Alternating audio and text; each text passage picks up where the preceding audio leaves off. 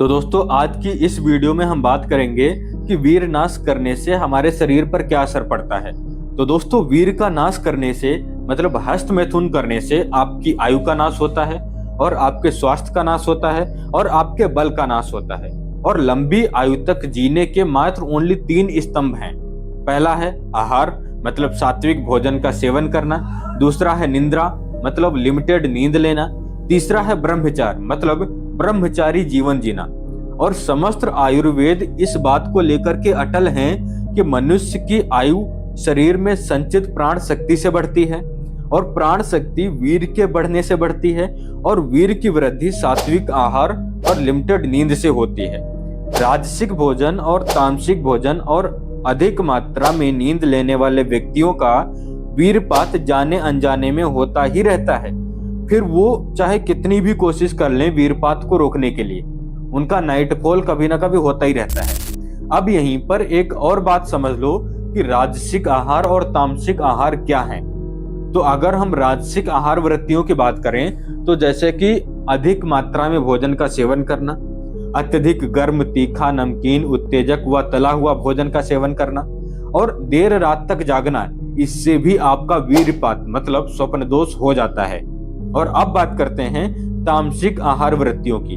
तो अगर हम तामसिक आहार वृत्तियों की बात करें तो जैसे कि बासी ठंडा भोजन, प्याज लहसुन मांस धूम्रपान और मदिरा आदि चीजों का सेवन करना और जरूरत से ज्यादा सोते रहना, इन सारी चीजों से भी आपको नाइटफॉल हो जाता है।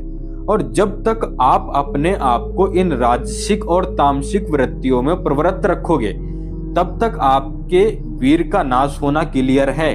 और यदि आप अभी भी नहीं समझे कि हस्त मैथुन तथा आदि गंदी आदतों से शरीर से वीर निकल जाने पर शरीर की क्या हालत होती है, तो आइए एक और उदाहरण के साथ समझते हैं। आपने गन्ने के डंडे को तो देखा ही होगा, वह कितना मजबूत और ताकतवर होता है और वह इतना मजबूत और ताकतवर होता है कि उसके प्रहार से किसी की भी हड्डियां तोड़ी जा सकती हैं। लेकिन अब उसी गन्ने के डंडे का मंथन कर दो, मतलब उसको निचोड़ करके उसमें से सारा रस निकाल लो। अब जो निचोड़ा हुआ गन्ना बचा है उससे किसी पर प्रहार करने का प्रयास करो, उस निचोड़े हुए गन्ने से हड्डियों की तो बात छोड़ो, एक मिट्टी का मटका भी नहीं टूटेगा उससे। सेम यही हालत होती है हमारे शरीर की।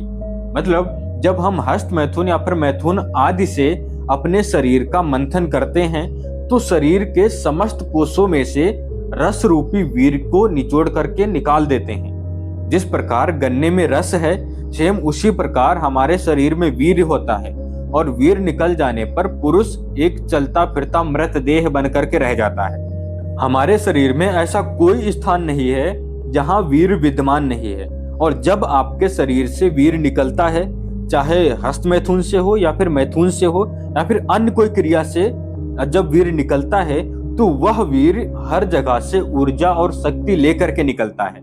और ये मत सोचो कि वीर के नाश से सिर्फ आंखों की रोशनी जाएगी या शरीर के किसी एक दो अंग पर असर पड़ेगा, बल्कि वीर नाश से पूरे शरीर के प्रत्येक अंग पर असर पड़ता है, क्योंकि वीर शरीर के एक एक कोष में विद्यमान है।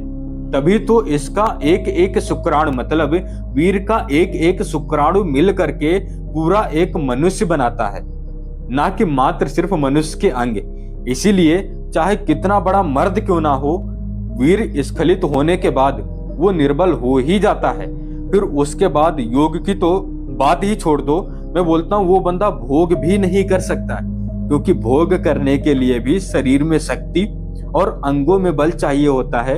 और जब कोई हस्त मैथुन की आदत लगा देता है तो उसके जननांग की संवेदनशीलता पर बहुत ही भारी असर पड़ता है। और फिर जब विवाह के बाद सच में संतान प्राप्ति के लिए सहवास करना होता है तो स्त्री का जननांग भी पुरुष के जननांग को उत्तेजित नहीं कर पाता है, क्योंकि लंबे समय तक हाथ से मसले जाने से या तो वह असंवेदनशील हो जाता है या फिर अति संवेदनशील हो जाता है, जिसके परिणाम स्वरूप फिर वो स्तंभन दोष से पीड़ित होने लगता है, जिससे कि फिर वह चाहने पर भी संभोग नहीं कर सकता।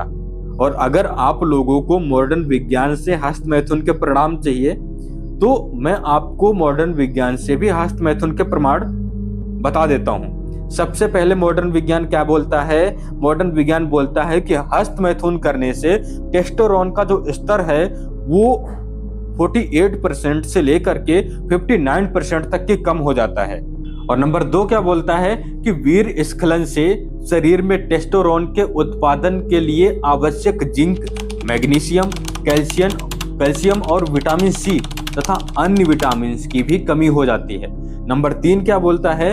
हस्तमैथुन से शरीर में प्रोलैक्टिन और एस्ट्रोजन का स्तर बढ़ जाता है। प्रोलैक्टिन एक हार्मोन्स है जो आपको हमेशा थका हुआ और आलसी महसूस कराता है और आपकी प्रजनन शक्ति को घटाता है और आलस्य बढ़ा करके पेट के आसपास की चर्बी को बढ़ा देता है। और जो प्रोलैक्टिन है, ये उच्च प्रोलैक्टिन स्तर जो होता है वो स्तंभन दोष और बांझपन बढ़ाता है, मतलब संतान जन्म नहीं लेती। ये होता है प्रोलैक्टिन। हस्तमैथुन करने से प्रोलैक्टिन का स्तर भी उच्च हो जाता है, बढ़ जाता है। नंबर 6, हस्तमैथुन एस्ट्रोजन के स्तर को बढ़ा करके टेस्टोस्टेरोन को कम करता है, शरीर में मोटापा बढ़ाता है और आपको अधिक असंयमी और भावनात्मक बना देता है। नंबर 7 क्या है? हस्तमैथुन हड्डियों और मांसपेशियों के घनत्व को कम कर देता है। ये थे मॉडर्न विज्ञान के प्रमाण। तो दोस्तों ये थे वीरनाश मतलब हस्तमैथुन करने के शारीरिक नुकसान। बाकी नेक्स्ट पार्ट में हम बात करेंगे मानसिक नुकसान की। बाकी दोस्तों अगर वीडियो अच्छी लगी हो तो वीडियो को लाइक करो, शेयर करो और चैनल को सब्सक्राइब करो। बाकी मिलते हैं एक नेक्स्ट वीडियो में एक नई एनर्जी और एक नई ऊर्जा के साथ।